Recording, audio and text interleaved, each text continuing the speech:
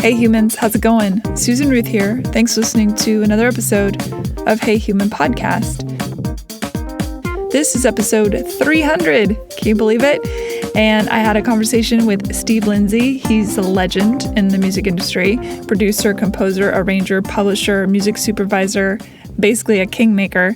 He's a teacher, just a really fascinating guy. Artists include Bruno Mars, Guster, Elton John, Leonard Cohen, Dr. Dre, Eminem, Keith Urban, Marvin Gaye, Kelly Clarkson, Trisha Yearwood, Aaron Neville, and the list goes on and on and on and on and on. He shared a bunch of his childhood stories, what drove him, how he pivoted to become the incredible success he is today. We talked about what makes an exceptional songwriter, finding your story, mastering the hustle, his thoughts on fame and the company one keeps, songwriter's job, the importance of lyrics, how he learned to pivot when the phone stopped ringing, what drove him. It's not just about songwriting, it's really a life lesson about resilience and showing up and working your ass off. I really enjoyed it, and so I'm excited for y'all to hear it.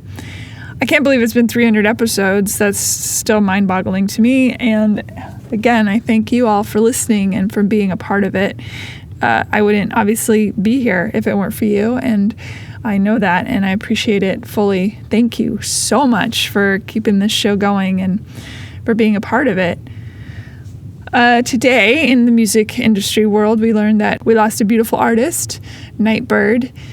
She passed away from cancer at the young age of 31. Horrible loss. Her song, It's Okay, that she performed on America's Got Talent, I listened to it a few times today. It's such a beautiful song and a great example of singing your truth with passion. Everything that she gave to us in the short time that we knew who she was and what she was about and the beautiful music that she created, that's the stuff of immortality. So I was looking at her Instagram today also, and she had posted a poem that I want to read. It's a section from Phase 1 written by Duraba Ahmed, and it's beautiful. I'm just going to read it really quick. I forgive you. I forgive you. I forgive you for leaving windows open in the rain and soaking library books again, for putting forth only revisions of yourself with punctuation worked over instead of the disordered truth. I forgive you for singing mostly when the shower drowns your voice. I forgive you for growing a capacity for love that is great, but unmatched only, perhaps, by your loneliness, for being unable to forgive yourself first so you could then forgive others and at last find a way to become the love that you want in this world. Ugh, so beautiful. It really spoke to me today, and I think it encompasses a lot of just what's going on in our psyches right now, and it speaks to Nightbird's song, It's Okay, just all this stuff. I don't know, it speaks to what Steve talks about in this episode, about your truth and finding your voice and resilience, compassion, all of that. It's all there. So thank you for indulging me while I read you that. Okay, the usual stuff. Social media, Hey Human Podcast, can be found on Instagram and Facebook. Susan Ruthism, my personal social media, is on Facebook, Instagram, and Twitter. If you want to check out my music, find Susan Ruth, All I Ever Wanted Was Everything. That's the latest record from a few years ago. It's on all the places you get music. Rate and review Hey Human on iTunes or wherever you get your podcasts. Subscribe to Hey Human. It totally helps the algorithm, and I appreciate it. You can email me, susan@heyhumanpodcast.com. You can check out susanruth.com, and you will find more about my art and my music, and also interviews that happen with me where people interview me. So table turning situation there. You can definitely check that out. There's also the mailing list you can sign up for on susanruth.com. When you go to heyhumanpodcast.com, you'll find a links page. Every episode has links for every guest I have, and I try to put all the information that I can from the episode into that links section so that you don't have to go all over the internet trying to find your information. It's all right there. Easy to deep dive.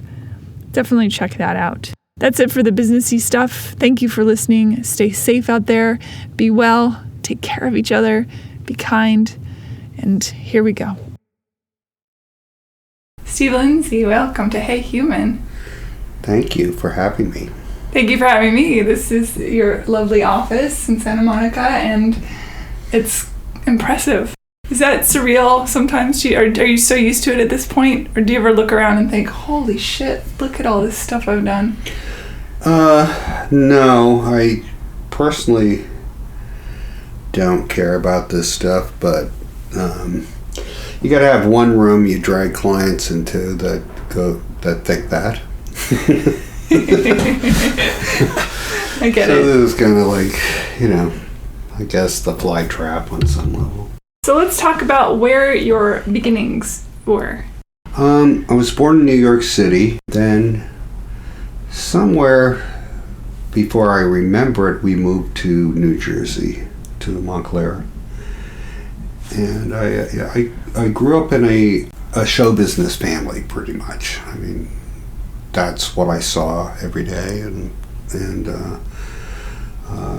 my father was a conductor, and my mother was a singer who was on TV in the early 50s, but she had been working since she was 10 years old and supporting her family the entire time. So by the time she married my father, I guess she was, calling it quits, or I don't know what the dynamic was actually, but she quit when they got married, you mean?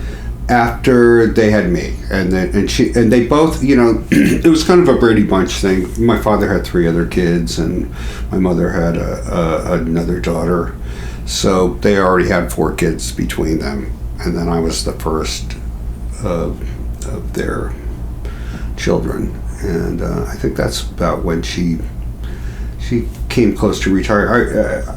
Actually, she was working up until the time my father started working for Judy Garland. How did your parents meet? I think on NBC and the backstage, my father was doing the Jack Paar show or something like that. My mother was on a panel show. This, that was pretty big in the 50s. And it was like anything, people knowing each other backstage and that kind of thing. So. Yeah. And you're the first of how many? Of their children? 2. Oh, okay. It's 2 of us, and total of 6. When you grow up in a family like that, where both parents are incredibly creative, is the urge to go opposite? Sort of the Alex P. Keaton situation. I'm the only one who went into show business, but I don't know if that was planned, or I kind of growing up there, you just, you're around us so much, you just think that's what you do when you grow up. Yeah. As I'm sure, there's lots of my friends who are lawyers, whose fathers were lawyers, and doctors whose fathers were, same, it's like family business. So I was so used to it that it seemed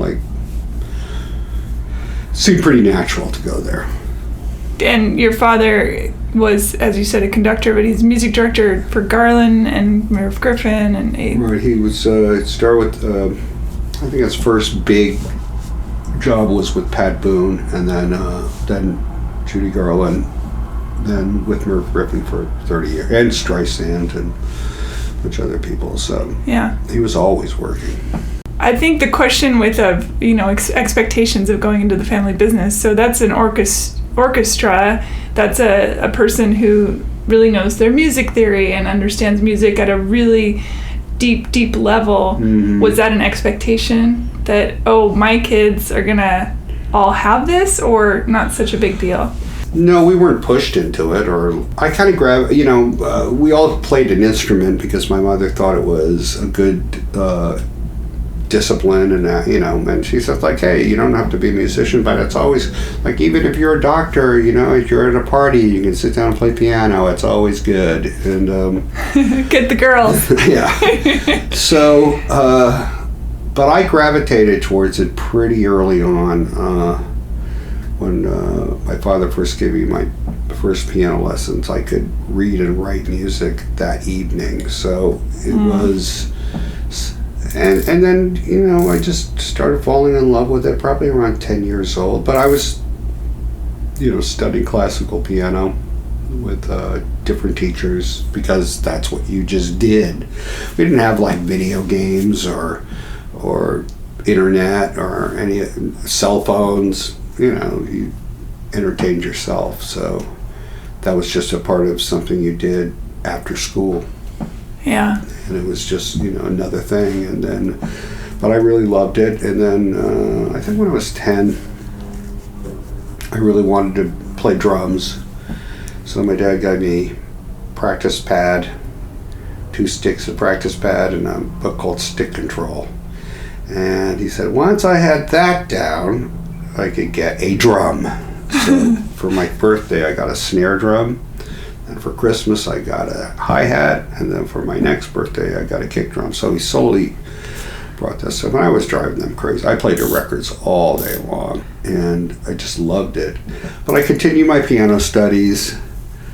And I wanted to be in a rock band really bad. But the keyboard thing was, I think, where I was going to go at after a while. I wasn't going to be a drummer. I didn't think I was going to be good enough. And the Doors had come in, and they had a keyboard player. And before that, everything was guitar players, and I was not a guitar player. So we went down to Manny's Music Store in New York, and Henry, who owned the place, I went to get a Farfisa organ. He convinced me to get a Gibson organ because Ray Manzarek had it. I got a Standell amp and came home with that, and then started playing in little bands and stuff, and then we were out in California for a summer. I remember I was like 14. The family, you mean? Yeah. We came out for we came back and forth between California a lot because my dad did the Judy Garland show for 2 years out here, and then we went back east again. We lived around the world. So I remember coming out here like 14, maybe 15, 14 and a half, something like that. When I went to a session with my father, and I saw these, the LA studio musicians came in. It was like Mike Melvoin and Howard Roberts, and I'm not sure who was playing drums.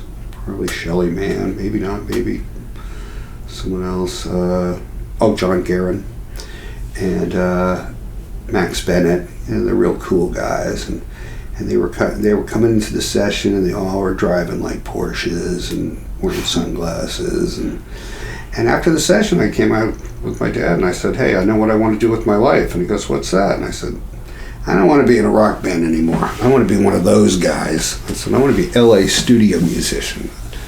And I said, that's a lot cooler. I go, those guys are going from session to session in the sunshine with these Porsches and with their names on the parking spaces. I said, that's what I want to do. And my dad looked at me and he said, you know what? You could do that because all you got to do is be the best in the world. And he was really right about that. But fortunately I had a really good father who took me seriously, and he got me the right teachers. I did not go to Berkeley or any of that stuff. He thought that would be, for me, a waste of time because he knew all the great teachers here in LA. And so I just went to, all of these hand-picked teachers that helped me out tremendously. And at one point he said to me, he goes, I've got a friend, Marty Page, who is another great arranger. He said, his son is already doing sessions. Well, let me do a backstory on this. Years before, when I was playing classical music, this is in 7th grade, I saw a kid in the hallway at my school playing a piano. He was like older, he was like a senior. And he was like playing this stuff, he was improvising this stuff. I knew there was no music in front of it. I went home to my father and I said, this guy was just making up this stuff and it sounded so cool. I don't even know what it was. I was like probably 12 or 13. He goes, maybe it was the blues. And so my dad sits down and plays. I go, yeah, that's it. And he goes, okay. He goes, well, you don't read that. He goes, here's the structure. You got to learn these chords and these scales. So this is my first time really improvising. And so he taught it to me, and then he took me up to his office and he said, look, here's a record. Copy this record. Like, you got to listen to it, and then you copy what's on the record by ear. And I said, okay. So the record player and the piano up there, and the album was Oscar Peterson Plays the Blues. So I was up in that room for about 3 years learning that record. And when we got to LA, right after I said I was going to be a studio musician, my father said, oh, listen, David Page, Marty Page's son, is already doing sessions. He's like 19. I've set up a meeting with you guys. So I went to meet David at CBS, and because he was doing the Sonny and Cher show at that point. And he said, well, play me something. And so I sit down and play him. And he goes, the first thing you got to stop doing. I said, what's that? He goes, is playing like Oscar Peterson. And I was going like, oh my God, oh no. I've been trying to do this for like 4 years straight. I said, well, what am I supposed to do? And he goes, no, that's not going to work here, dude. And I said, well, what should I do? He goes, you got to listen to Leon Russell. And I go, yeah, but that guy doesn't play like Oscar Peterson. He said, trust me, listen to him. So I went, changed my plans, and then one night I went to go see my favorite artists, Johnny Winter and Edgar Winter, at the Santa Monica Civic. And there was an opening band. It was Finnegan Wood, Mike Finnegan playing organ. And I was completely blown away by this guy.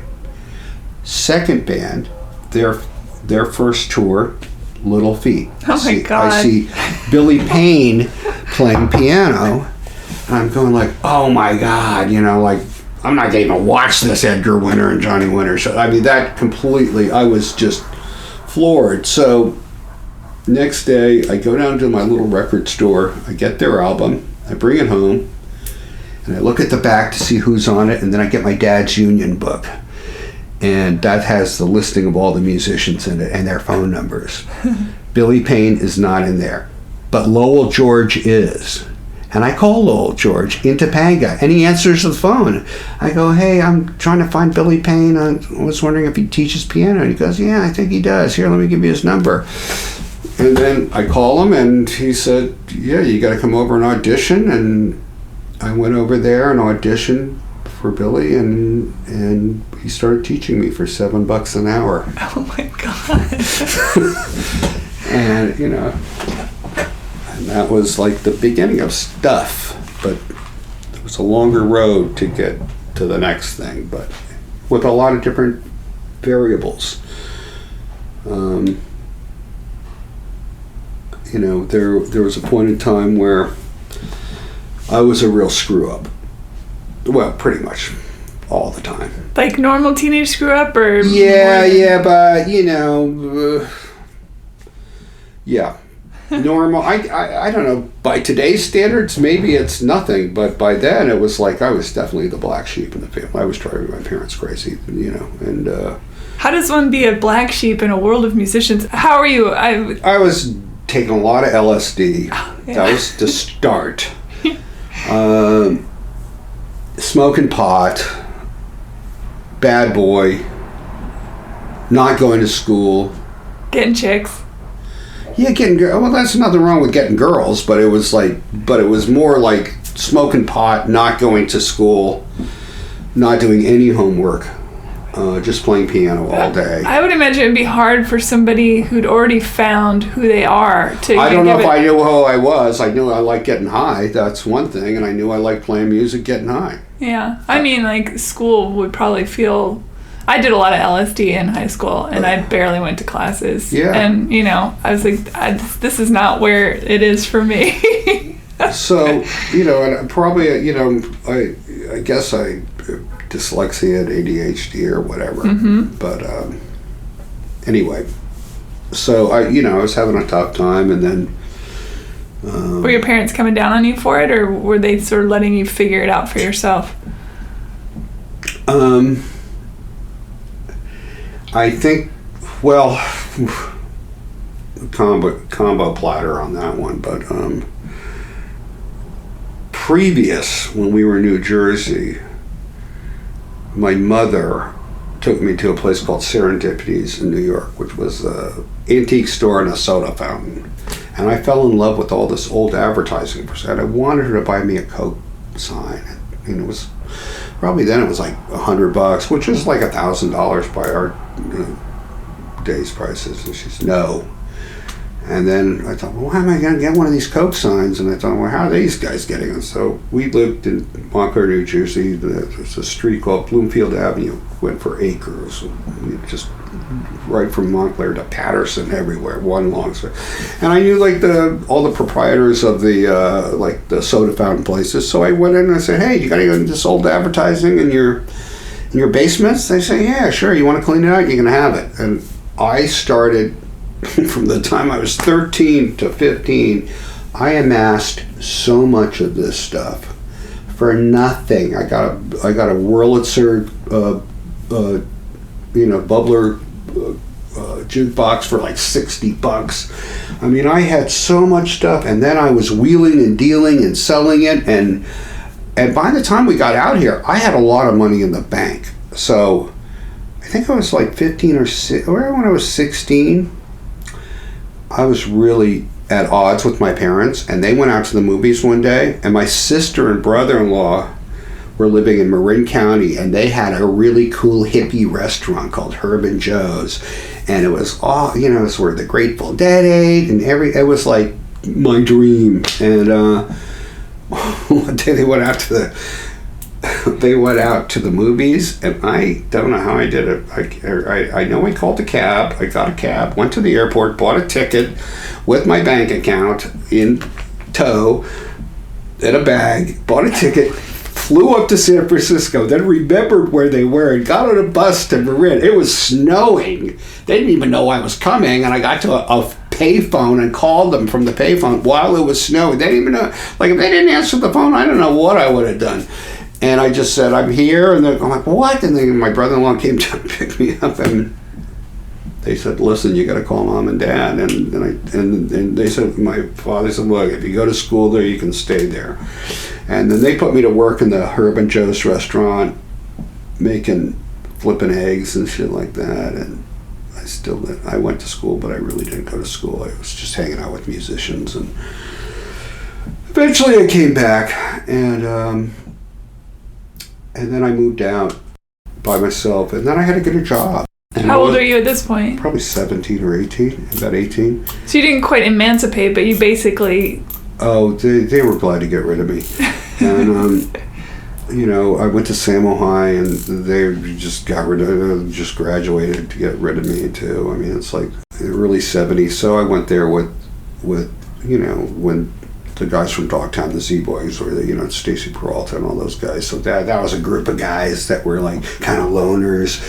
I was in the bands that would play the parties, and they were like always huddling off by themselves. No girls around, just skateboard guys, and they were cool, and I liked them. We all bought pot together down on Main Street, and so that was kind of that. And then I had to get a job. I was I had X amount of dollars that was being depleted, and so I looked in the paper one day, and there was 2 jobs that I could get. No high school education. So one was flipping hamburgers, and the other was assistant salesperson. So at a TV and appliance store. So I went to both interviews, and I got both. Well, I thought the flipping hamburger ain't gonna do me any good in the long run, but maybe I'll learn something over this sales thing. But that was kind of like not really salesmanship first. It was moving refrigerators around a warehouse for a while. But I think that's my most important job, because it gave me a chance to dream doing the manual labor. And then I knew I didn't want to do that again, but I knew I wanted to learn the sales thing. I knew it was really important. I remember seeing this movie called Network, and there was a point where, I forgot the actor's name, but he's the guy who runs the network, and he says, I can sell anything. I used to sell like sewing machines door to door. I can sell anything to anybody. I thought that, what? I should probably learn that.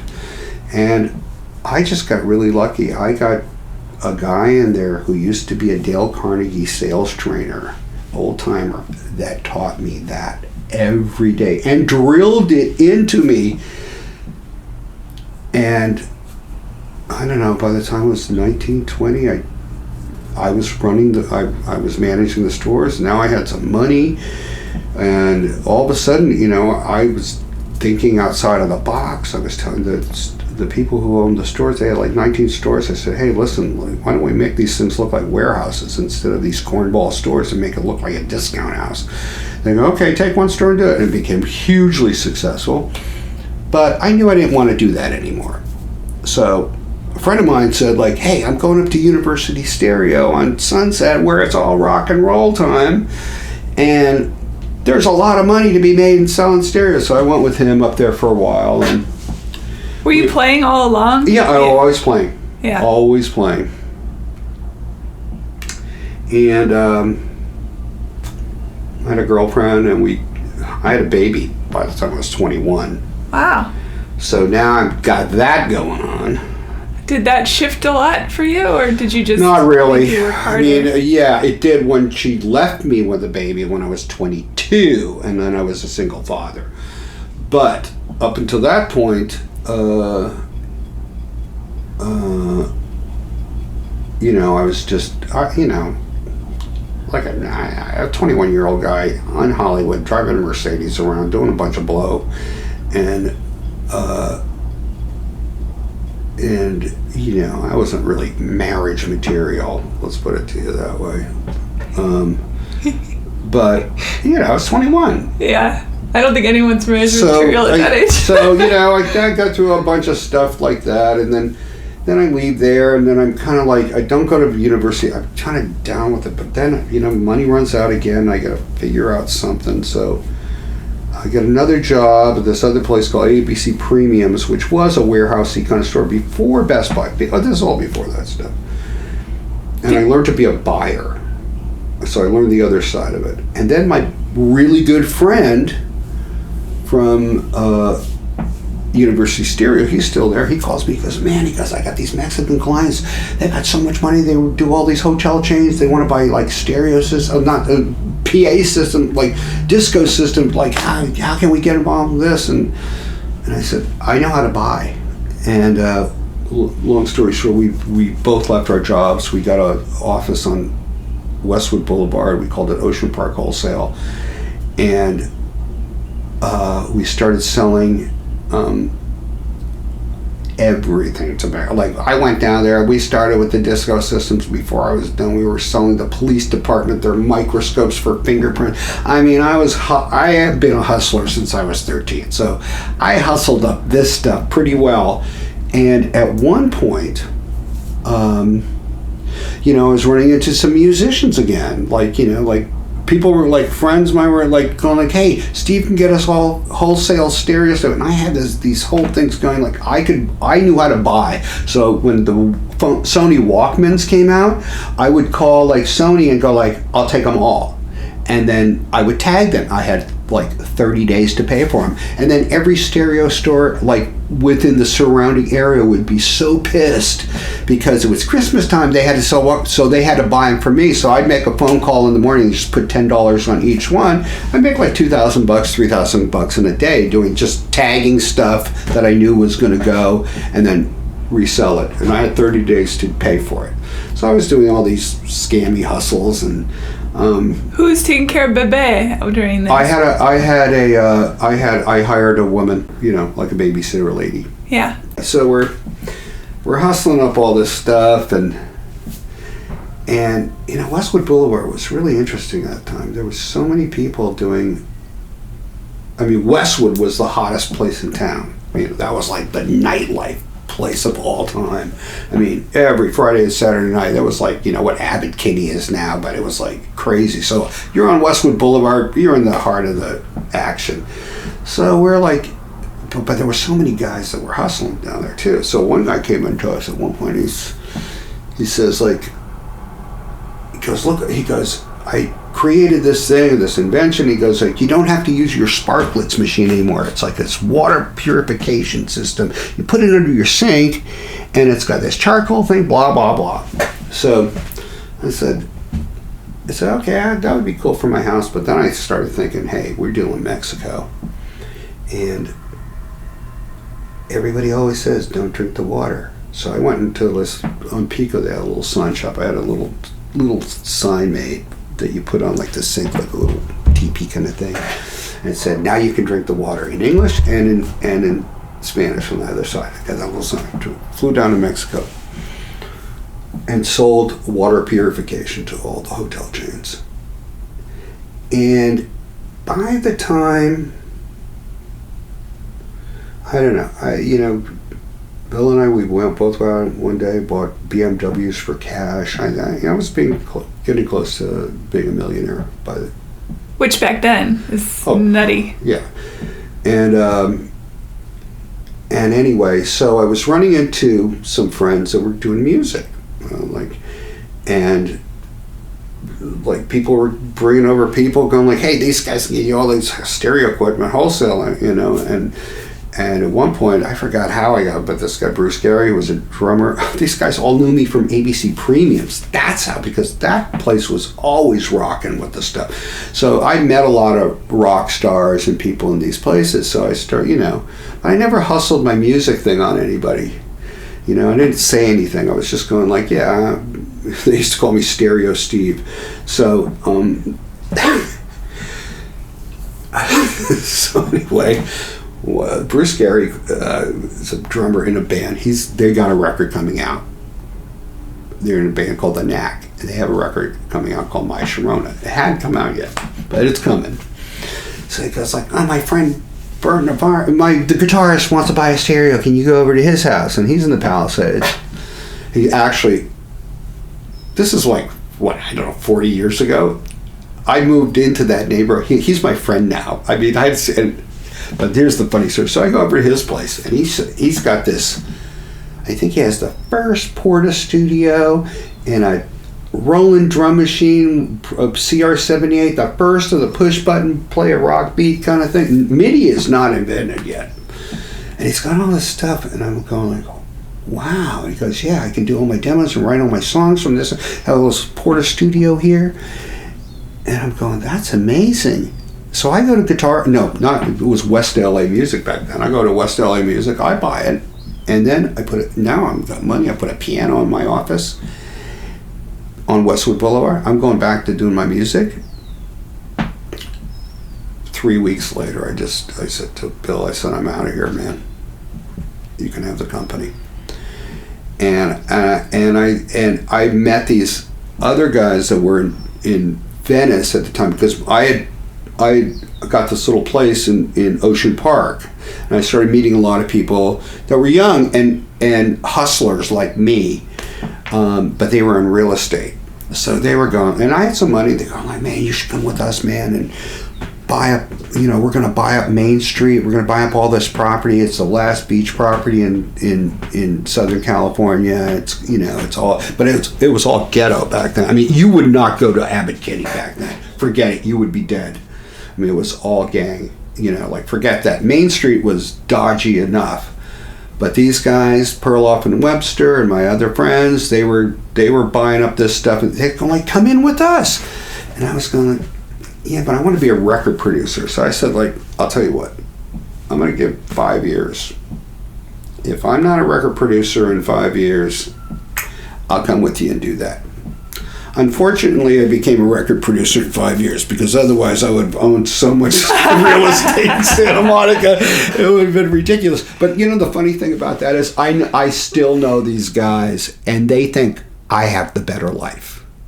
They have so much more money, but with all this stuff comes issues and problems and responsibility, because as COVID comes, their rents are, people are not renting, they got the cities to deal with and the lawyers and that. I mean, and that's what they're dealing with all day long, just massive bureaucracy and problems, and that's their day. I'm still that 15-year-old kid, going to the studio and la-di-da-di-da. So I had a goal right around that time. when I started. So, well, first of all, here's what happened. I bought that Porter studio, right? And then I started buying off time at a place called Hit City West, midnight to 6 in the morning, to learn how to be a record. I would just go in there. And then, like, the engineer said, it was so funny, he goes, like, after about a week of it, he said, you know, you might want to bring in a song. And then I just started meeting people and hustling and I was recording anything, you know. I was trying to figure it out. But then I did the math on it, and I said, okay, if I'm going to be in here every night for $300 from midnight to 6 in the morning, all week long, that's a lot of money at the end of the year. How much is this shit that they're recording? So I went to Coast Recording, and I said, how much is a tape machine? How much is a board? How much is all this stuff? And then I had another friend who was a construction guy. He said, you got a garage, man. He goes, I could build you a room inside of a room in your garage and soundproof it. And then you could put that stuff in there. And that's what I did. And I started the first home studio in Southern California. Nobody had done it. Nobody. And, but I knew the business from my parents too, and from my father.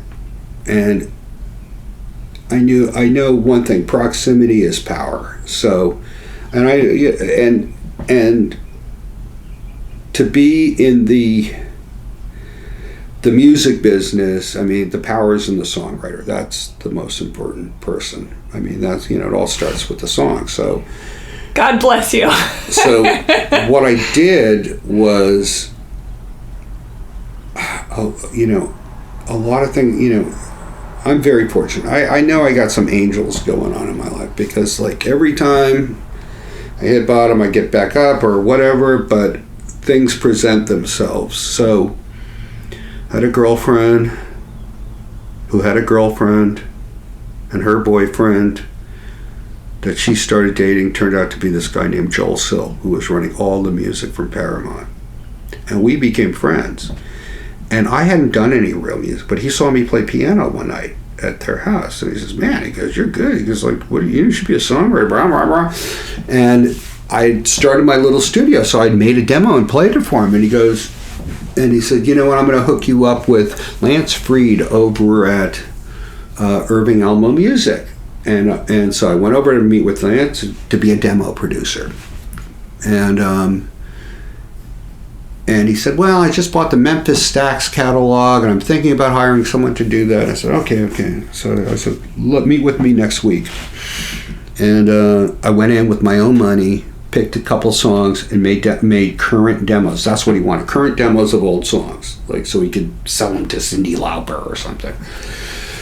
And I went in, I did the arrangements myself. I don't know how the hell I did it, but I did it. And I came in for the next meeting, I played him, and he couldn't believe it. He goes, like, okay, you got the job. And for a while, I hadn't built my studio entirely yet, because I only had a 4-track. And so I was still going to Hit City West, and I was paying, like, he was giving me like $300 a demo, and I was spending $2,000 on the demo, but of my own money. I didn't care. I just wanted it to be great, because I was, And what year is this? Oh, God. 79, 88. Yeah, so that's a lot of money. Yeah, but I had money, and so now I'm building my studio up, and I'm meeting people over, you know, through Joel, who's now my best buddy, and through Lance, and so I got this opportunity to do write the theme for Dance Fever, and so. My friend who was helping me do engineering, he said, like, you should call Allie Willis, you know, who wrote, you know, September and all that stuff. She would be great for that, you know. And I said, oh, I don't know, because, you know, Lance is a publisher. I get the number, I call her up, and I kind of, like, you know, I didn't know her, but I said, like, you know, I got this thing with, you know, the opportunity to do the theme for Dance Fever, and she's going, oh my God, that's so cheesy, of course I'll do it. And so I go over to her place, and then I realize she is another collector like I am of, you know, kitsch and old signs, and so we become fast friends, because my house is looking like that, because I'd never stopped collecting. And we wrote the theme, we got that done, and then and we got the theme for the show, and now my studio's up and running, and I thought, like, okay, I'm going to do what is called a loss leader, like in TV and appliances. So if you saw in a newspaper, you know, a Zenith TV for $199 that really was worth $400, you know, they would sell 20 of them or 10 of them to get people in the store. That's called a loss leader. They're going to take a loss on that to get a lot of customers. That's what a loss leader is. So what I did is I offered free recording studio time to all these top songwriters. Not any songwriter, but Grammy-winning songwriters that I love, and I offered them free recording studio time at my studio under one condition: that I produce their demos. Now, not everybody took me up on it, but a few of them did. Allie Willis, Brenda Russell, David Lastly, and I had a whole new set of friends, because my thing was, like, as soon as I started to be in the music business, I had all these other friends from this other business. I said, I'm getting rid of all those friends. I don't want those friends anymore. Now I'm going to have all new friends, and they're going to be the biggest songwriters in the world. These are going to be if they're not the biggest, I don't want anybody else. I'm going to just focus on brand new friends. And I've tucked it out there for a long time, but I had one goal, which was I wanted eventually to have the three corporations, you know, Sony, Warner's, and Universal, pay me to be me and leave me the fuck alone. That was my goal. Now, that did not happen immediately. That happened over, I don't know, 20 some odd years. I finally got that happening. But so I was doing this, I was, you know, hustling these demos, not really making much money, but my demos were getting out there because these writers were getting cuts, and now Russ Titleman's calling me to figure out how I made these demos, because I had money to buy the newest gear, the samplers, the drum machines, the first MIDI things, and I was learning all this stuff, and I was dedicated to it 24/7, and I was just thinking outside of the box and making stuff that nobody could make. I mean, I was just like, you know, up all night sampling my own samples and then making the demos out of that stuff. And so now Russ is calling me. Now Seymour Stein is down there, and I remember I was doing a record for Seymour Stein, and he wanted to come down to the studio finally. And as he came, you know, parked on the hill, I said, all right, I'm going to be honest with you, man. I go, like, I'm making these records in a garage. And he looked at me, he goes, like, hey, some of my favorite records were made in a garage. I don't care.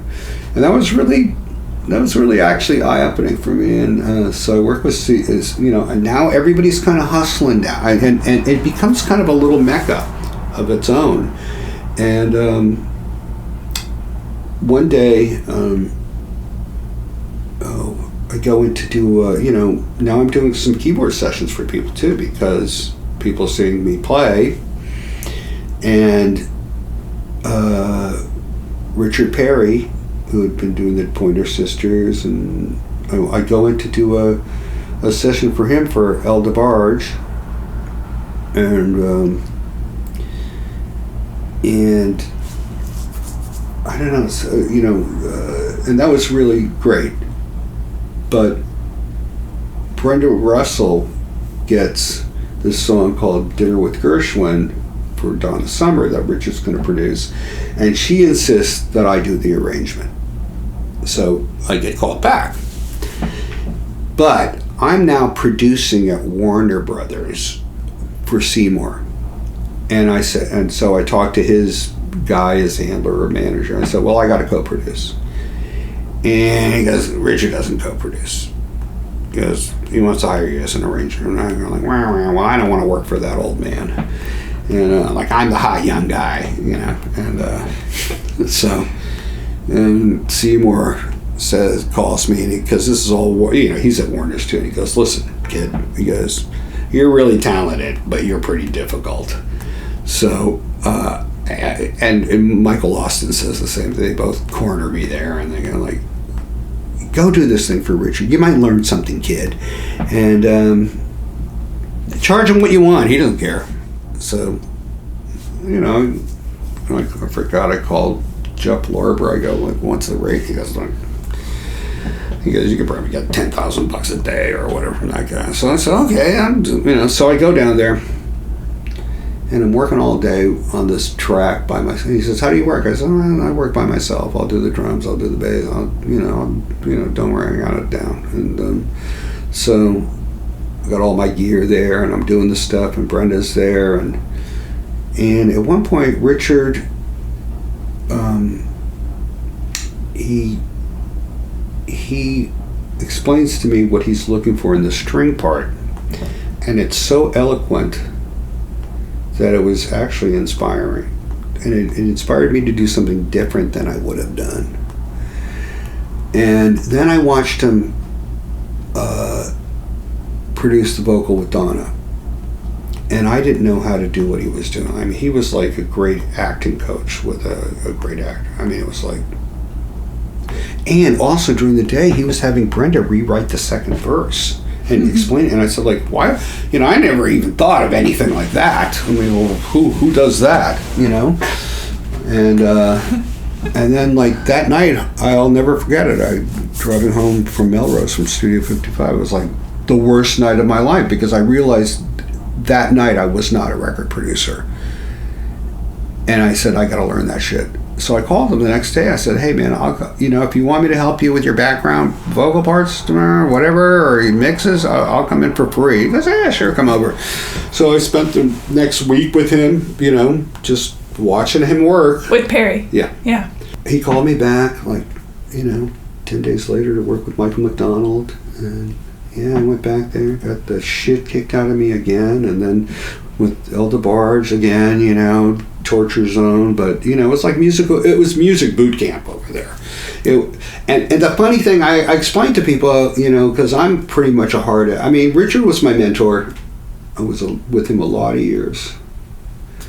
And I truly loved him. People hated, there was people who just said, how can you handle that shit? And because I'm learning something. And I respected him. I don't know, every day was just, phenomenal there. It was, for me, it was like, and I wasn't making that much money. Oh, so anyway, he calls me one day and he says, like, look, I'm looking for a right-hand man. My guy is leaving. This guy, he had Jim Track, who was his handler guy, who booked the sessions. He goes, I'm looking for a right-hand guy. I was looking at someone who was older than you, but my wife says you bring something younger and cooler to the thing, and why don't we have a meeting? So he comes in, he basically is offering me no money. And now I'm making some money. I'm working with everybody. I'm working with the Jacksons. Now, like, my thing is moving up. But the deal is I can't work with anybody. No Quincy, no nothing. Just, you're in that camp, that's it. Exclusive. And it wasn't that much dough. And I thought, like, well, okay. I said, let me think about it. And I went home and I thought, like, okay, I'm going to do this for a year. This is going to be my college education. Was that normal that it would be more camp-like? People were very campy. Yeah. Unless you were just a session guy that went from place to place. But I didn't want to be a session. I wanted to be the producer. Do you think that's more because every producer, every engineer, they all have their fingerprint, and so people start to recognize a fingerprint and want that specific? Well, I think it's a war out there, and I think people don't want what you're doing to be known somewhere else. Got it. So, I'm doing that for years. You were with Perry for years? Years. Mm-hmm. And so Michael Jackson then buys the Beatles catalog and decides he's going to make this animation film with all the songs and all big stars doing it and all producers. So Richard gets the Michelle cut with Luther Vandross, and he hands it to me. Now I'm doing a lot of work on it. I've been there for a long time. I kind of know his thing, but look, Richard's still the greatest. His worst record is better than my best. What's it like, Yoda and Luke? He taught me everything. Yeah. But he taught me the greatest lesson during this Luther thing. I'm working on this arrangement, and I do one arrangement, and it's okay. but he throws it out. Then he kind of like talks me into this whole other mindset. And then I go like, okay, now I can really go way out on a limb on this sucker. And it's actually probably the best record I ever did. And I did it on my own basis. I mean, we did it in my... Now I had moved my studio to the Village Recording Studios, and I'm up on the 3rd floor. I built my own room up there with all my synthesizers and my 24-track and my board and everything. And because I was at the point where when I was doing sessions, I would show up and it would just be me, and they'd bring in all my gear and set up. And I was going like, well, why don't you just bring me your tape? You know, it's like, why am I moving around all over town? So I took this place up at the Village, and I took a gamble on it. Just bring me your tape. I'll do and I can stay in one place all day long. So anyway, so I'm working up there, and the night I cut the thing, I can't get my regular engineer, so they send in a sub, and it's a girl, and a girl named Leanne Unger. At the end of the night, you know, I'm hand playing all this stuff, the whole thing.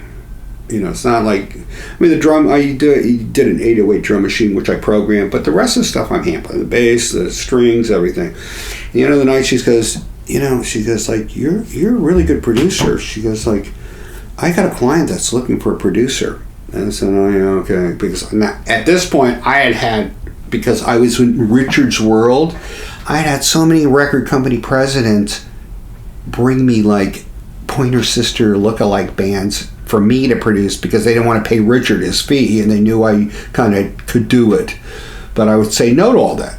I wasn't leaving him to do that. So she says, yeah, I got this client. I said, who's that? And she goes, Leonard Cohen. And I go, really? And she goes like, yeah, would you like to meet Leonard Cohen? I said, I'd like to meet Leonard Cohen. So the next day, he comes up to my studio, and we start talking. Now, here's the great thing about working with Richard. Richard opened my ears and eyes to lyrics over these period of time. Before, when he was having Brando rewrite something, I was going like, who cares about lyrics? I'm into the guitar licks, you know? And but he really he used to have all these girlfriends, these beautiful girls, like girls that I could never imagine even being, these incredible models. And he'd get a new one every 3 weeks. And I go like, Rich, finally I said like, you got another girlfriend like this? And I go, what is it you want out of a woman? And he said, give me tits and lyrics.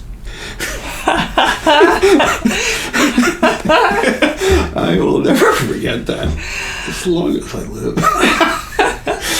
And so, anyway, he really opened my eyes. And so when I talked to Leonard about this, you know, I really knew my lyric thing. I could, because Leonard had like 50 verses for every song. Yeah.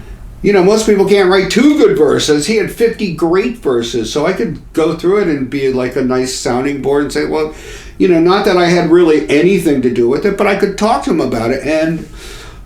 And because I really study vocal production, like in the way Richard did it, you know, I went in with him one night and he said, this is my producer, because I could talk to him like about the motivation about the lyric he was saying. The most important lesson from this Luther thing was that now Luther is kind of like giving me shit about my track, because it ain't like his normal stuff that Marcus Miller does. God bless Marcus Miller, because he's a genius. And those records are incredible. And you know what? I don't think I'm as good as Marcus Miller, but I was doing my own thing, and it was pretty good. And nobody could take that away from me, because nobody could do. I had this thing where I was blending.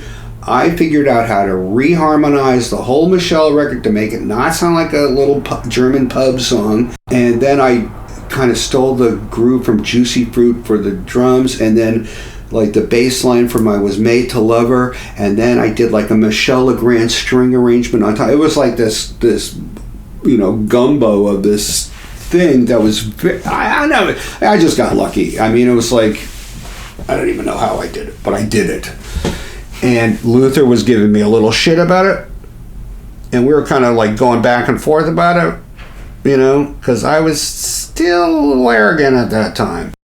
so we were at the mix or something over at one of the studios, and Richard pulled me aside. And he goes, I don't know what's going on with you and Luther, but he goes, like, I'm telling Luther I'm standing by your arrangement, but you got to learn something. And I said, what's that? He goes, if you want the power, you got to learn how to play the servant.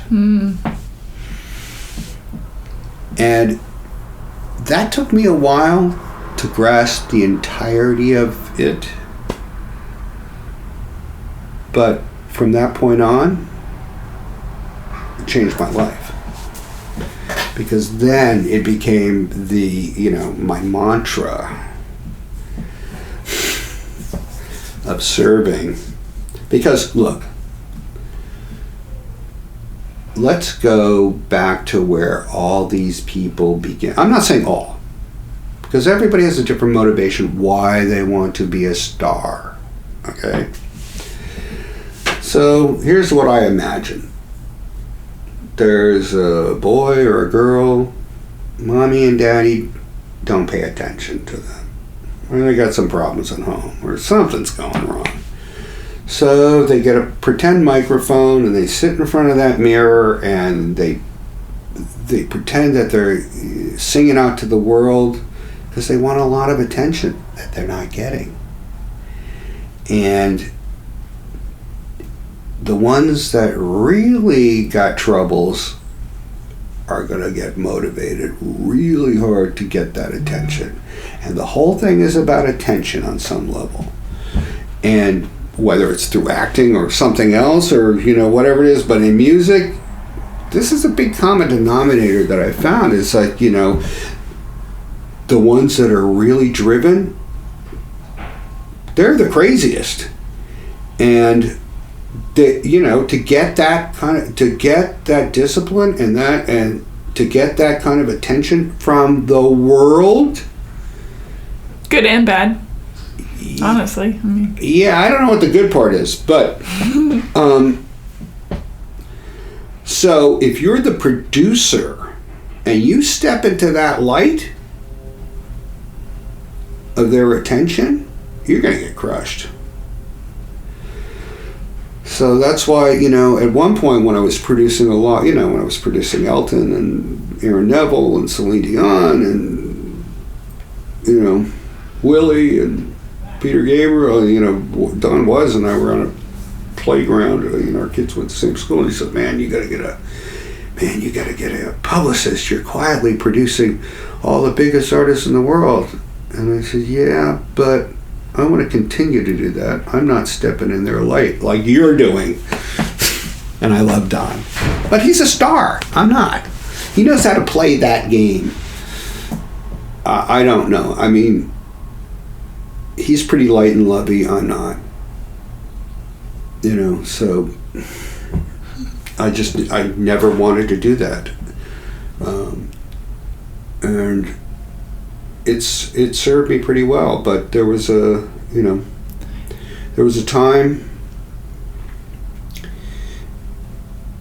after I'd been selling millions, after I left Rich. It was started with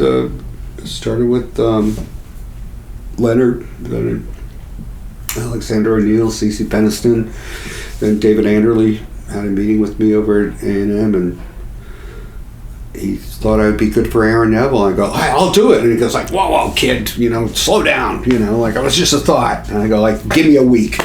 Same thing. And I went around to all the publishers.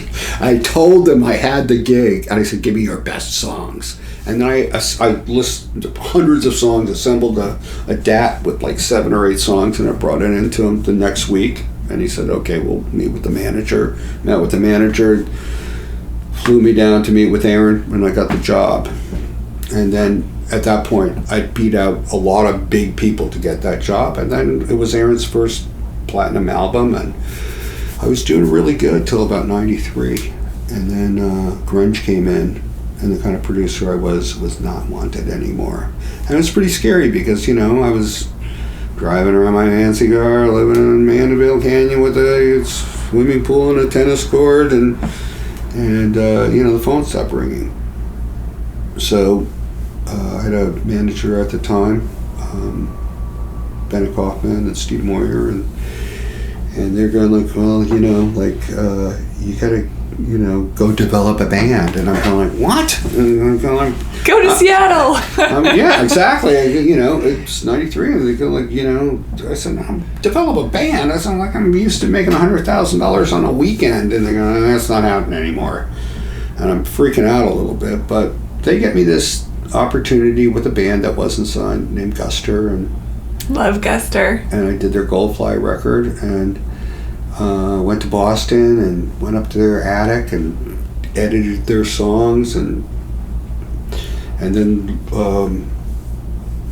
Adam Cohen, Leonard's son, wanted their record, and you know, and I got it, and I not only did I put that thing together, but I learned how to really negotiate between two record companies to get a lot of money, and basically my skills from selling appliances, and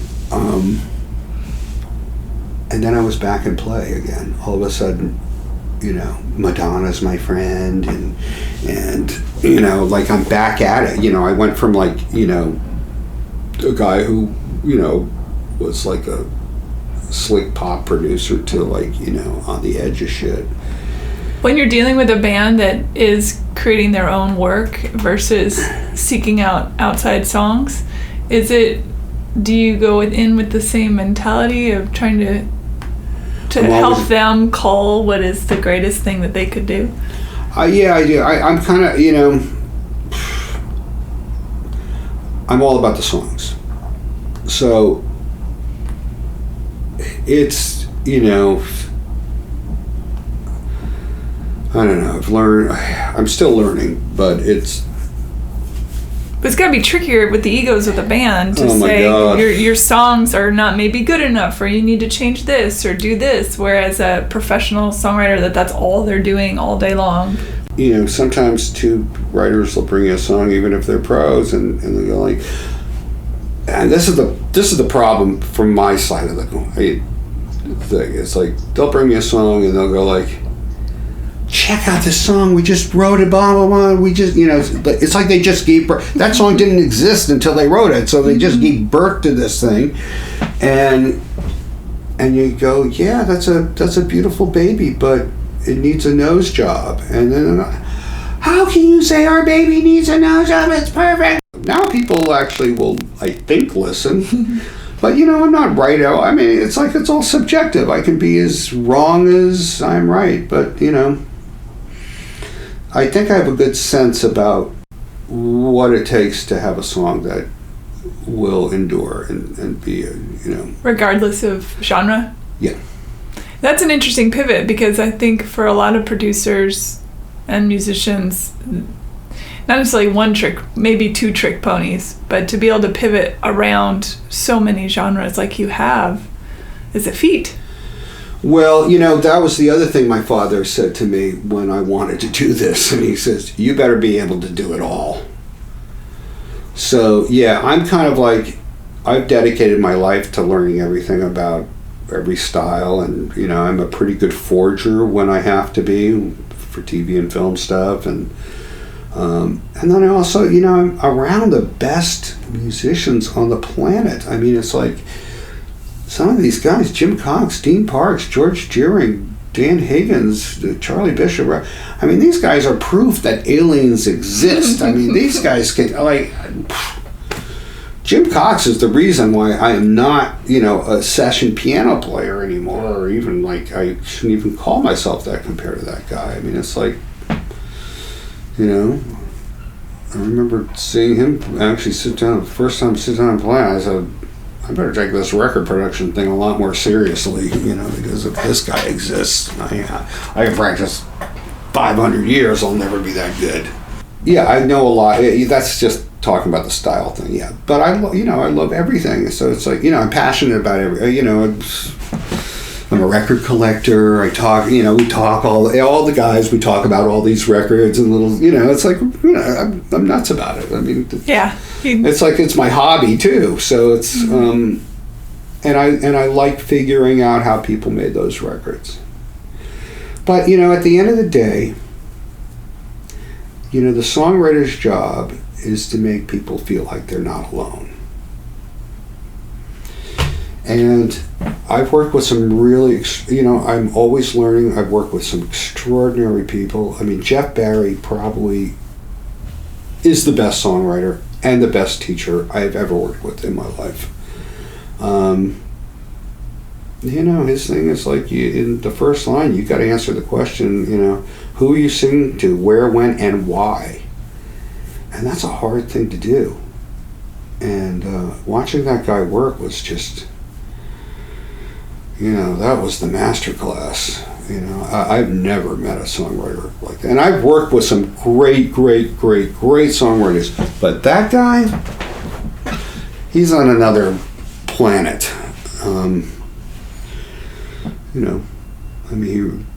His list of songs from Be My Baby to, I Honestly Love You and all these others. Just incredible amount of it. And his economy of what he's doing is just like, I'm still, that's the best guy I've ever worked with, for me. Yeah. He was so funny. All these guys are all these Brooklyn guys, because I'm Burt Bacharach fanatic.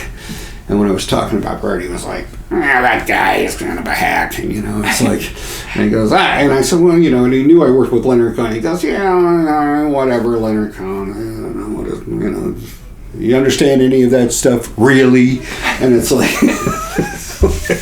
like, who cares? It's like, how many hits does he have? It's like that kind of thing. There's a competition between all these guys. It's pretty funny. So, when you meet, because I would say you would be the personification of a kingmaker. So when you meet artists who don't even really know who they are yet, do you know right away, or is it something that you say, okay, now you've got to jump through a lot of fire that I'm gonna? Well, okay, and don't mean to interrupt you, but the secret of that, and this is where you're going, but I'm going to condense it down to, and it took me a long time to figure this out, but great artists have great creative purposes. So if we look at, and I think we discussed this before, but for the sake of... we discussed it, but for sake of them. The Stones, the longest running band in the history of rock and roll. They got the great sexy singer with a unique voice. They got the cool guitar player. They got the other guys in the band that are cool too. But, you got to have the guitar player and you got to have the lead singer. And of course, those two guys, amazing songwriters. Without the songs, we wouldn't even be having this conversation. But they got the great songwriters, the great front man, the great cool guitar player. But beyond that, they have something even more important, and that's their creative purpose, which is they represent sex, drugs, and rock and roll. If sex, drugs, and rock and roll is your thing, the Stones is your band. Okay? So that's the title of their book. Every song is a chapter in that book, and they don't deviate from the message. That's why they're the biggest band of all time. If you think about the Beatles, okay, what's their creative purpose? Okay, maybe they don't have one. But the importance of them is that they brought songwriting to rock and roll. And two of the greatest songwriters, and, George too, but really Paul and John, amazing. They clicked right at the right time, right place. If you read, Outliers, it's pretty evident. They just, the 10,000 hours in Germany, and then coming back, they were writing, and and the timing was perfect. I don't think we're going to ever see a band like that again. I don't think it's possible. But maybe. So if you cut to today, the biggest artist in the world is pretty much Taylor Swift. She has the massive creative purpose, which is, again, that she is the best friend of every girl who's going to be alone on Valentine's Day. So she has the two messages. The gathering message, where she is sitting alone in her room, writing in her diary, no guy's gonna love me, I feel alone, I feel ugly, the whole thing. every 13-year-old girl feeling that way. They're coming in droves to be Taylor's best friend. And then, because that message is too depressing, she has to flip it, and she then takes all those girls and empowers them to, put you on their blank page and shake it off, and they're going to rule the world. And that's why she's the biggest artist in the world. She has this massive creative purpose. So when I look at artists, coming in, and this is why I don't sign that many people. If they don't have that, maybe they can build it, but it's got to be honest too. So if they're kind of like finagling it, or like, I'm going to do, I'm going to be like this now or that now, or for me, it's not, it's kind of a waste of time. So, and I'm not 20 anymore, so I got to like really, pick and choose what I'm going to do. That's really that's what I look at. Do they have a message? And is that message important? Does that make sense? Absolutely. And you teach them from the get-go. They have to go in guns a-blazing. I mean, you said they have to learn the Beatles songs. They have to learn the background songs. In my company. So, like, when you come to my company, it is, I don't know, maybe I'm unreasonable. I don't know. Maybe I should treat people a little bit easier. I don't know. But I believe that, if you're coming in and you're... okay.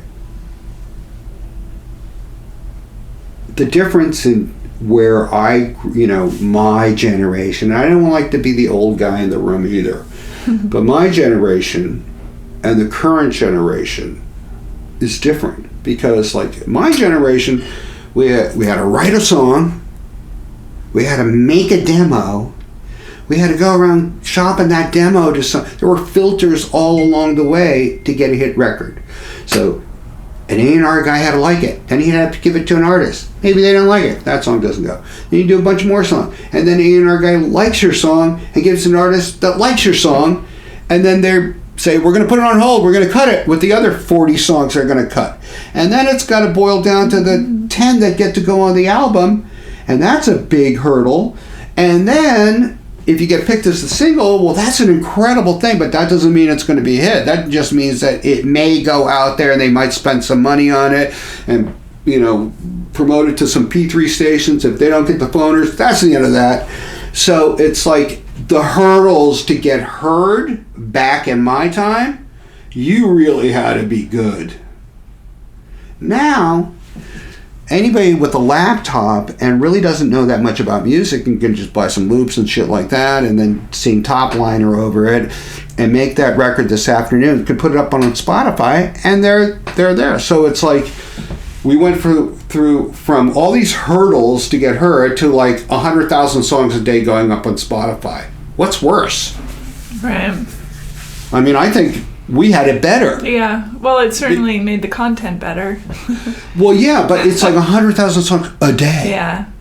That's a lot to How get do you over. not drown? You just drown out everything. It's all gray dots. And so, how do you get heard? Playlisting, it's like payola again. So when you come into my company, I make sure people understand, if they're young writers, yeah, they got to learn 2 Beatles songs a day. They got to learn their background song. They got to learn how to play. And I'm not talking about listening to the songs and going like, yeah, I've checked that out. I'm talking about learning those melodies exactly in the lyrics, and we talk about that stuff. It's, it's kind of a school. And then we, a lot of people don't know these songs, or they don't know Steely Dan or Neil Young, or, well, they're not going to know Neil that much anymore. But I would get that with some of the young writers that would come in, or young artists that I got paired with, and they had never heard of anyone. And so I would give them stacks of CDs and say, go listen, figure out who you are and what you like, and your grandparents, great-grandparents of song, and go all the way back as far as you can. Yeah, or there isn't a lot of lineage, it feels like, these days. And they don't want to learn it either. It's for a lot. I'm not saying everybody. There's some artists that come in, or people I work with. Their parents loved music and played music all the time, so they grew up listening to like Sam and Dave and Otis Redding and all sorts of stuff, and then that's a part of like what they grew up with. So it seeps in. That's a good thing. But I got people who come in like, the only people they know is Justin Bieber. And I'm not saying Justin Bieber is bad, but I'm just saying, but that's their whole reference to their musicality. There's another thing I do, which is we don't do track top liner in my company. Explain what that is for people. Okay, so in the 80s, when pretty much the Akai MP660 came in, that, which was a drum machine and a MIDI workstation, that allowed a lot of people in the game that shouldn't have been in here. So you could do a drum beat, you do like 4 chords and loop it, and now you got a thing that sounds like a record in minutes. And then the process would be like, okay, we had this like track with 4 chords and that's all it's in. Now we're going to stick a singer and sing on top of it and write a song. Okay, that was the beginning of this stuff. Now the technology is so insane that anybody can sound amazing in 5 seconds. So they make these loops, like 3-chord songs, and then people sing on top of it and make these lyrics and melodies, and then that becomes the record. So here's my analogy. A great record is like a great movie. And what is a great movie comprised of? A great script, great cast, actor, actress, and a great director. You get those 3 things right, you got a shot. So in comparison, in our business, the script is the song. And the star of the movie is the singing star, and then the director is the producer. Okay, and you need those 3 elements. So if you look at I work a lot on film, so if you see a shooting script, it's like the script is like a million different colors. Every one of those colors is a rewrite. So if you're not rewriting your song a million different times, you have no shot. I mean, if you're just like, hey, I wrote a great song today, when guys say that to me, I say, please don't play me that. That's impossible. Here's the comparison about the track top liner thing in music. So it would be this. You take a cinematographer, the greatest cinematographer of all time, and have him go out and shoot a bunch of blank scenery. No people in it, no storyline. And then have him edit it down to 1 hour and 45 minutes of the most beautiful scenery you've ever seen. And then have him go over to Martin Scorsese's house and go, hey, Martin, I got 1 hour and 45 minutes of the most beautiful scenery you've ever seen. Can you get someone to write a script to it, and then can you green screen in a bunch of actors? He'd tell you to go fuck yourself, because you're starting with, now he's boxed into the scenery with no place to go. It's like, that's the scenery. But so much of pop is that. Yeah, but how long? Okay. But they're very throwaway songs. It's all throwaway. Yeah, for sure. Okay, can you remember the last Halsey record? No. I can't. I do have trouble remembering songs. Because they're not constructed in a way for you to remember. There are these events. It doesn't mean that people are making bad records, but the songwriting is kind of like, and oh my God, they have this. Someone said to me, a major writer came in the other day, like very successful, and he was going like, he said to me, because there's this algorithm thing over Spotify. Yeah. He goes like, what algorithms are you following? And I said, I only have one algorithm. He goes, what's that? I said, everybody goes right, I go left. And that's it. Yeah. I don't follow algorithm. Was there an algorithm for Billie Eilish or for Olivia Rodrigo? No, there wasn't. Now, I'm not saying Billie Eilish is the greatest songwriter of all time, because I don't think she is. I think she's cool. But I think that Olivia Rodrigo record is pretty damn good. Those are some good songs on that. And they did that on their own. And I think it's so funny, because now people are saying to me, like, you know, like, we want to do that Olivia Rodrigo thing, like, have real songs. She's like a modern Taylor to me. She's a Taylor 3.0 or whatever. Yeah. But you know, people are going like, yeah, we want to do that song thing. I'm going, okay. They want songs to mean something. Yeah, or they, you know, Back they want to the songs. story. You know, it's like, how do we do songs? And I go, well, okay. Yeah. It's not the way you've been doing them. It's the difference between Soylent Green and a 8-course meal, really. I mean, you know, Soylent Green, that's interesting. I used to love that movie. Yeah. That was my stoner movie when I was like a teenager. Oh, that's funny. When somebody comes to you, this is something we talked about the other day, and I thought, it's important. What do you talk to people about fame, or do you even cross that bridge? When people come to you and it's not even about the music per se, it's I want to be rich and famous and the biggest star in the world. Well, the problem with fame is that once someone becomes famous, well, here's the thing. Let's go back to just being human. We all want to be loved, right? And you know, that's the pursuit, really. I mean, that's what everybody's trying to find, that perfect person, that perfect marriage, that perfect girlfriend, the perfect boyfriend, whatever. You know, that's basically what we're doing, right? I mean, on some level. So everybody wants to be loved, I think, unless they're completely psychotic and sociopathic, you know. But for most of us, that's what life's about.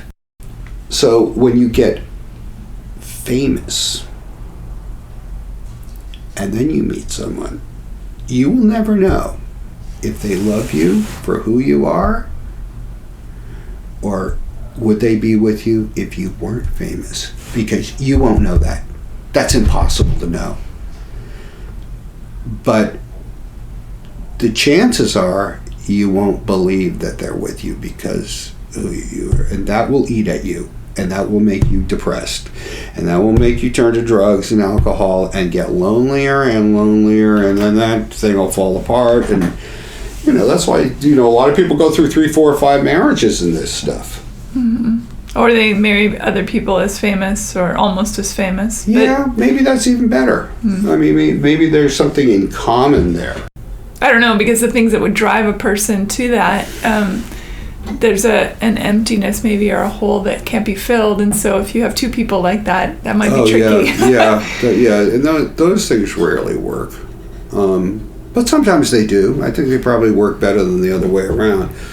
But that's why, you know, I tell, you know, younger, you know, the guys, because I'm a guy, and I'd say, like, look, if this happens and you're single, stay out of those clubs, you know. I always say, go find a girl that's working with, you know, kids that have, you know, developmentally disabled or something. And then find that girl and then beg her to be your girlfriend, because she's already a good person, you know. Find people that are good people, you know, or you know, if you're religious, go to your church or whatever, you know, but stay out of these clubs, because it's only going to lead to disaster later. Yeah. I mean, and look, let's look at our biggest stars. What happened to Michael Jackson? What happened to Prince? What happened to Marilyn Monroe? What happened to Elvis? I mean, you're talking about the biggest icons, all ended up the same way. Mm-hmm. Mm-hmm. So there is a price to it that, you know, I wouldn't wish on my children. Yeah. You know, and you just got to be careful about it too. And I always tell people, look, I'm a Sherpa. I can get you up that mountain. I've already been up the mountain a bunch of times.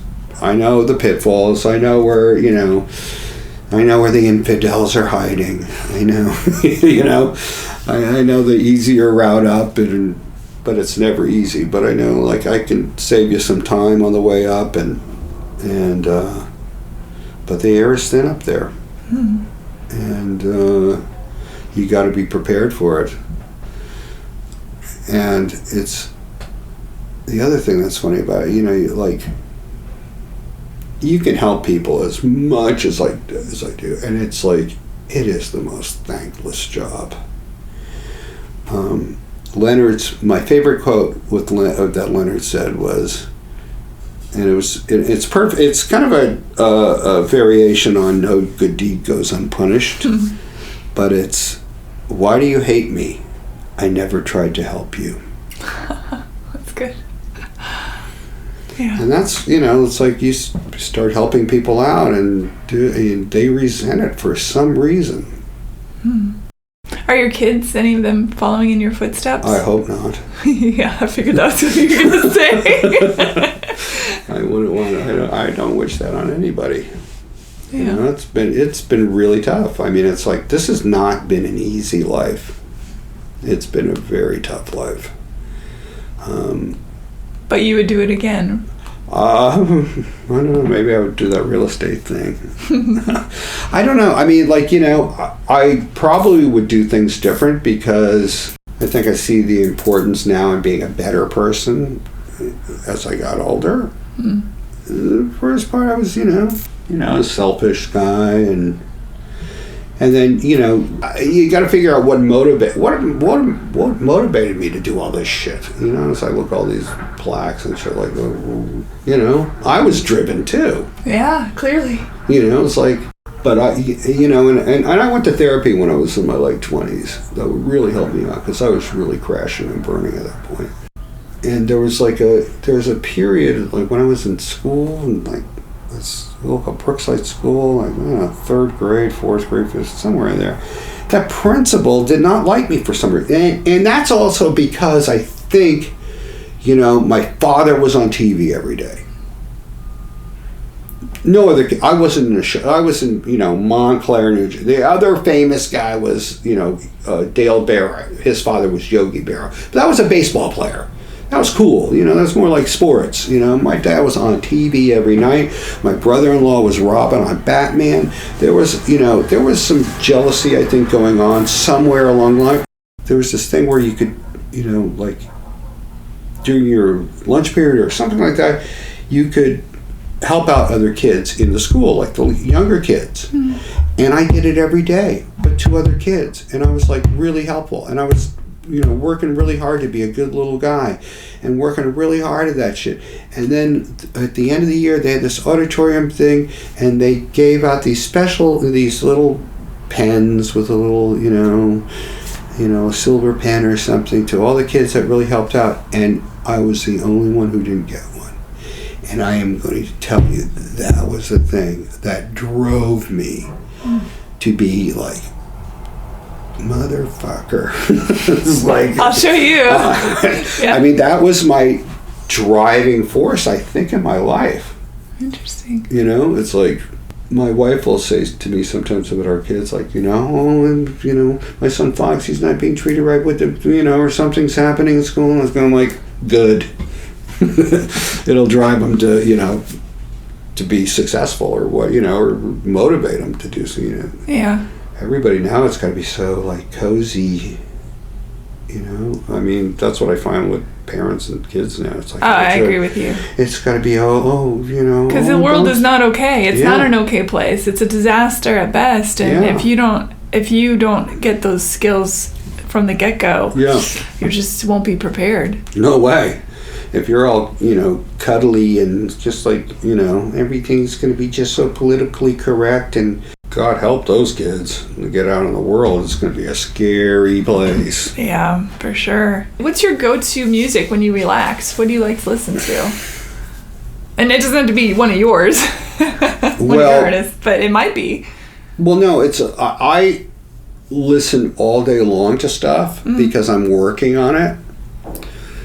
So a lot of the times, I don't listen to music when I take a break, or if I do, You know, I like Glenn Gould. You know, his Bach, you know, recordings. Yeah, I mean, and I go through different periods. Sometimes I'll go back and listen to all the Steely Dan records again, and you know, I'll just go through different periods. Or sometimes I'll just start listening to Merle Haggard for like a week, and it all depends.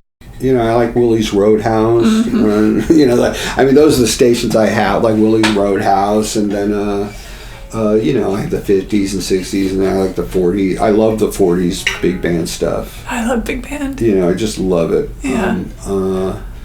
You know, I grew up that way. My dad was really great with that stuff, and that's all sorts of stuff. I mean, it's various. Or I mean, I'll just be listening to Julie London for a week. I don't know, but I don't listen to a lot of current music. Yeah. Because I just find it all sounding the same and boring. If there's current stuff that's really cool, mm-hmm. that's fine. Like I love this band out of England called Young Gun Silver Fox, and I listen to them all the time. I'm amazed by how good they are, and their music's really good, and the songwriting's great, and it's, you know. Is that the video you showed me? Oh, I made a video for them. Yeah. Yeah, that was great. Yeah, and I've never done that. You know, we generally don't. We just do it for our own stuff. But I did that for them because I just love this. It's a great song. Yeah. Yeah. So both the songs he played me were great. Yeah, I mean, I love those guys, and that's new. But a lot of times, you know, we're working on so much stuff that my brain is, you know, just. The sound of silence. Yeah, I get it. Yeah, or listen to talk radio sometimes. Sure. It was more fun when Trump was president because it was always a disaster every day. And you go, that guy. But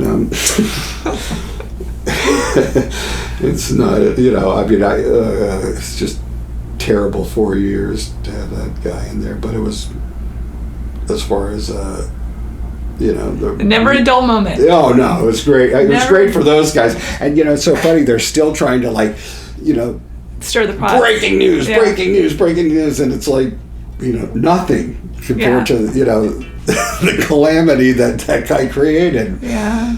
Steve, this has been... Is this good enough? Awesome. No, I've really enjoyed it. The really? Stories are great. Yeah, absolutely. Got any other question? No, I mean, I've taken so much of your time, and this has been really wonderful. Thank you for listening, everybody. Bye. Rate, review, and subscribe to Hey Human on iTunes or wherever you get your podcasts. Thanks. Bye.